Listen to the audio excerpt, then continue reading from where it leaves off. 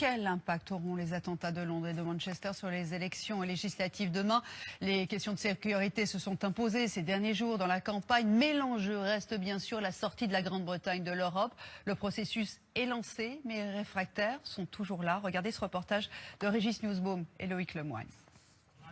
Le 18 avril dernier, devant le 10 Downing Street, Theresa May annonçait des élections générales anticipées qui devaient lui donner une large majorité. Mais aujourd'hui, après les attentats, c'est une première ministre sur la défensive qui doit en plus entendre régulièrement ses manifestants chanter les louanges de l'Europe sous ses fenêtres. On est là pour casser le Brexit avant qu'il nous casse. On est là pour arrêter l'autodestruction. Drapeau européen déployé, ces simples citoyens des irréductibles se retrouvent ici envers et contre tout. C'est une idée qui ne fait pas école en Angleterre, l'idée qu'on peut empêcher le Brexit. Mais pour moi, c'est presque une certitude, oui. Pour défendre l'Europe, il faut avoir la foi chevillée au corps, même ici à Londres, où le non au Brexit l'a emporté. Pourquoi est-ce que vous voulez quitter l'Europe?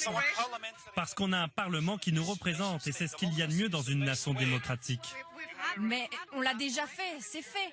Non, l'Union européenne est dirigée par une commission de 20 personnes non élues. Parmi les défenseurs inconditionnels de l'Europe, on compte aussi cette femme d'affaires. En novembre dernier, elle imposait le vote du Parlement britannique sur le Brexit. Aujourd'hui, elle continue sa croisade pour le maintien de son pays dans l'Union européenne. Le mieux, c'est de garder toutes les options ouvertes, y compris de rester en Europe si c'est bon pour le pays. Jeudi, les Britanniques vont devoir choisir la façon dont leur pays quittera l'Union européenne. Un divorce à l'amiable, comme le proposent les travaillistes, ou alors un Brexit dur, comme l'annonce depuis plusieurs jours au nom des conservateurs la première ministre Theresa May.